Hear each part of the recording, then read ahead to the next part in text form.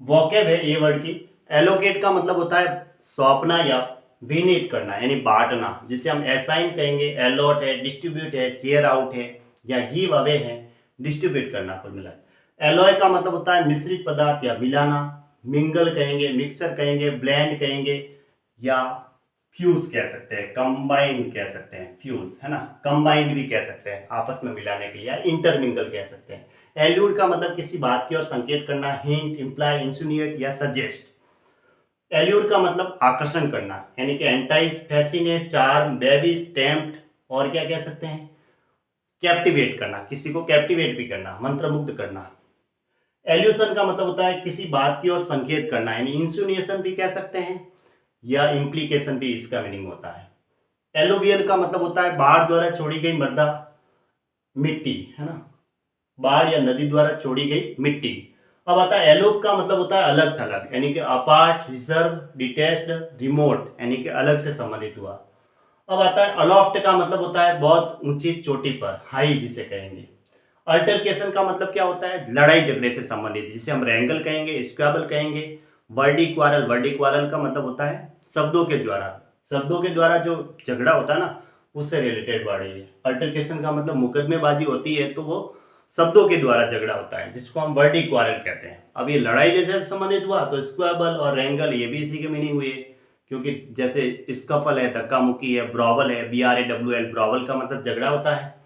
या फिर हम फ्रैकस कह सकते हैं दंगा, वो भी लड़ाई झगड़े से संबंधित हुआ। स्कपल कह सकते हैं, SUFFLE, स्कपल मतलब धक्का मुक्की। स्कर्मिस कह सकते हैं, वो भी इसी के मीनिंग हुई है।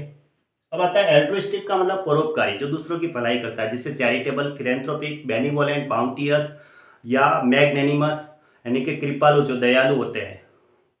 या फिर जेनेरस, जेनेरस मतलब जी यानी ROUS, जेनेरस का मतलब भी दयालु होता है, जो दूसरों की भलाई करते हैं, है ना। फिलेंथ्रोपिक, ठीक है।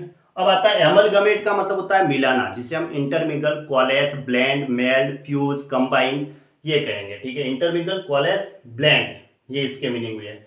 एमास का मतलब होता है इकट्ठा करना यानी असेंबल करना। असेंबल का मतलब भी कलेक्ट करना, गादर करना। या फिर एक वर्ड आता है एक्यूमुलेट यानी संग्रहित करना। क्या करना, एक्यूमुलेट, इसका मतलब होता है संग्रहित करना, ठीक है। अमेजन का मतलब होता है फीमेल वैरियर। एम्बीडेक्स्ट्रस का मतलब दोनों हाथों से समान रूप से काम करने वाला, ये उसकी स्किल है, टैलेंट है, फिटनेस है, एडोइटनेस है, हैंडी है, प्रोफिशिएंट है, एडेप्ट है, डेप्थ है, डेक्सटेरस है, स्किलफुल है, इंटेलिजेंसी है या ब्रिलियंस, स्मार्ट जो भी है ना, आर्टफुल कह सकते हैं, उसके अंदर कला है। अब कला कौन सी है, दोनों हाथों से समान रूप से काम करने वाली वो कला है, ठीक है। अब एम्बियंस का मतलब क्या होता है, एनवायरमेंट कह सकते हैं, क्लाइमेट कह सकते हैं, मिलियो कह सकते हैं, एटमोस्फियर कह सकते हैं, ठीक है। अब आता है एम्बिग्यूअस का मतलब होता है अस्पष्ट या अनिश्चित यानी कि वैग्यू है, हैजी है, क्लाउडी है। अस्पष्ट के लिए अनक्लियर है यानी कि एक प्रकार से अंधकारमय हो गया, तो उसे हम फॉगी भी कह सकते हैं, अंधकारमय। हैजी, वैग्यू, क्लाउडी या ओपेक भी कह सकते हैं, अपारदर्शी, है ना। अम्बल का मतलब होता है धीरे धीरे चलना, स्ट्रॉल। अब आता है सॉन्टर, एक वर्ड जिसका मतलब होता है निरंतर इधर उधर घूमते रहना, है ना, सॉन्टर कहेंगे। या फिर मिंडर का मतलब होता है MEANDER, मिंडर का मतलब होता है निरंतर इधर उधर घूमते रहना, भटकते रहना, उससे रिलेटेड वर्ड है, ठीक है। एम्बिवेलेंस का मतलब उभयमुखी या द्विधा मनोवृत्ति यानी कि अनिश्चित अवस्था जिसे हम कहते हैं, ये अनिश्चित अवस्था का मीनिंग है। हेसिटेशन मतलब हिचकिचाहट है, जिसमें अंदर क्लियरिटी नहीं है उसका। या फिर उसे हम कहेंगे वैसिलेशन, फ्लक्चुएशन, है ना, या अनसर्टेनिटी, जिसके अंदर कोई निश्चित सर्टेन नहीं है, अनसर्टेनिटी हुआ अनिश्चित अवस्था, हेसिटेशन, वैसिलेशन। एम्बिग्विटी का मतलब भी यही है, एम्बीवैलेंस, वैग्यूनेस कहेंगे या एम्बीवैलेंस कहेंगे, ये भी इसी का मीनिंग है, एम्बीवैलेंस, ठीक है। अब आता है एम्ब्रोसिया का मतलब देवताहार यानी कि देवाहार यानी देवताओं के लिए लगाए जाने वाला आहार। और एम्बुलेटरी का मतलब होता है चल फिर सकने योग्य यानी पेरिपटेटिक यानी पर्यटनशील, ठीक है। ये